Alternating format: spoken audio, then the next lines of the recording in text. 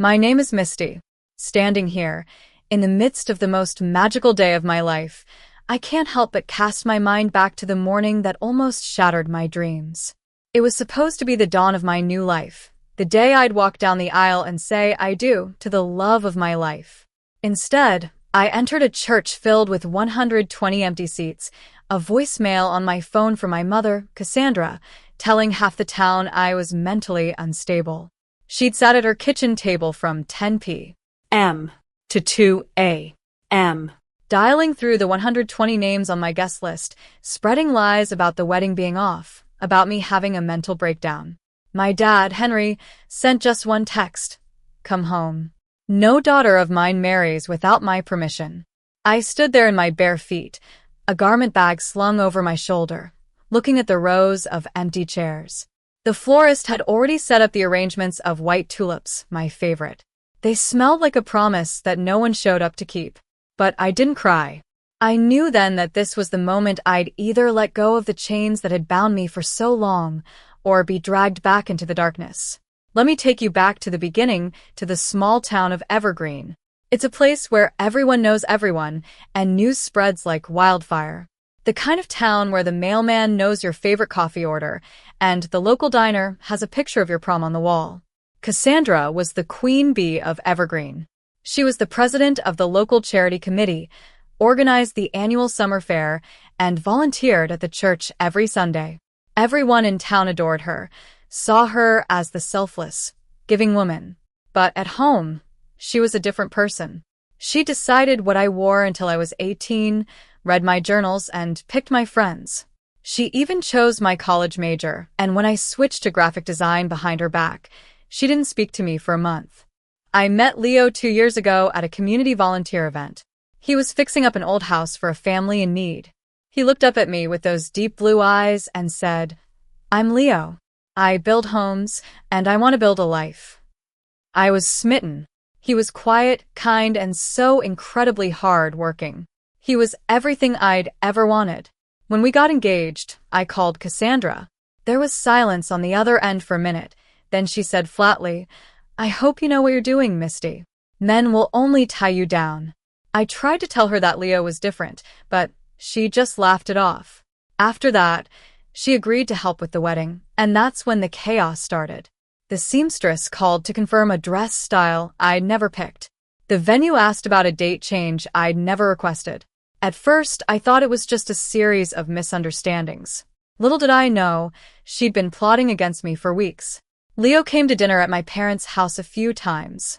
The first time, Cassandra set the table for 3 instead of 4. When I pointed it out, she said, "Oh, I forgot your friend was joining us." Leo just smiled and pulled a chair from the hallway. The second time, halfway through dinner, she put down her fork and stared straight at Leo. "So, Leo, when were you planning to ask our permission?" The table went silent. Leo just looked at me and said, "I asked Misty, and that's who I'm marrying." Cassandra's smile tightened, and I could see the door closing in her eyes. I found out later that she'd written a letter to Leo's boss at the construction company, saying that he was unreliable and untrustworthy. His boss called him in, confused. Leo handled it calmly, but it was a wake-up call that I was too blind to see. My dad, Henry, was a different story. He taught me how to ride a bike when I was 5 and how to fish when I was 10. We'd spend weekends in the woods, just the two of us, in a silence that was comfortable and safe. But his love came with a price. It was always within the boundaries set by Cassandra. When I got AB in math in high school, Cassandra refused to let me go out with my friends that weekend. Henry brought me a book I'd been wanting later that night, but he never said a word against her. 3 weeks before the wedding, Cassandra showed up at my place unannounced. She sat on my couch, crossed her legs, and said, "Misty, I need to tell you something about Leo. I saw him having dinner with another woman last week." My heart skipped a beat. I called Leo on speaker, and he answered right away. "Leo, were you having dinner with another woman last week?" He said, "Yeah, it was a work dinner with a client, and there were 4 other people there." I looked at Cassandra, and her expression didn't change. She just said, "Maybe I was mistaken." But then she added, "You trust him more than your own mother?" That says a lot. After she left, I sat in my car, hands shaking. I made a list of all the things I'd lose if I kept letting this happen. I'd lose Leo. I could see the strain in his eyes every time he had to deal with my family. I'd lose my own peace of mind. I'd been having sleepless nights and constant headaches. And if we had children, they'd grow up in a toxic environment, learning that love came with conditions. That night, Leo sat next to me on the porch and said, "What if she actually cancels the wedding?" I scoffed at first, but deep down I knew he was right. So, we came up with a plan. Our original guest list had 120 names, mostly family and friends from Cassandra's circle.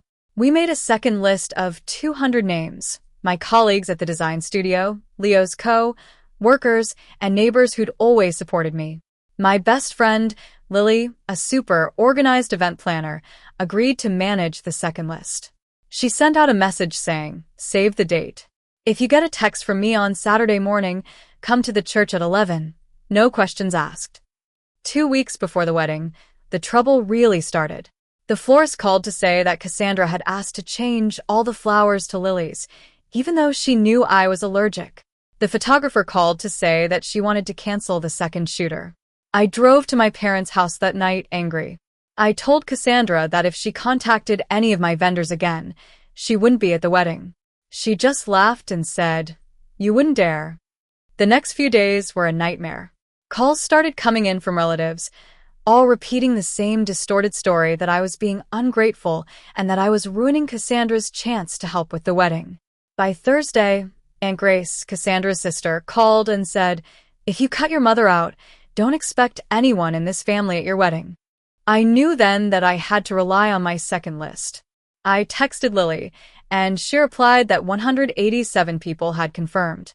For the first time in weeks, I took a deep breath. 10 days before the wedding, my dad called. He said, "Just let your mom help with a few things. It's not that hard." I told him that she was trying to cancel the wedding. He just said, "She's your mother. She knows what's best." I finally realized that he would never stand up for me. I was done waiting for him to be the father I needed. A few days later, I stopped by the local diner run by Mrs. Thompson, an old family friend. She told me a story about how Cassandra had once pulled me out of a school art competition when I was 12 because I'd made a small mistake. She gave me her personal number and said, "Whatever happens, Misty, you call me." 1 week before the wedding, at Evergreen Baptist Church, after the service, Cassandra stood up in the fellowship hall and started crying, saying that I was going through a hard time and the wedding might not happen. I looked at her and said, "The wedding is happening, and I'd love to see you all there."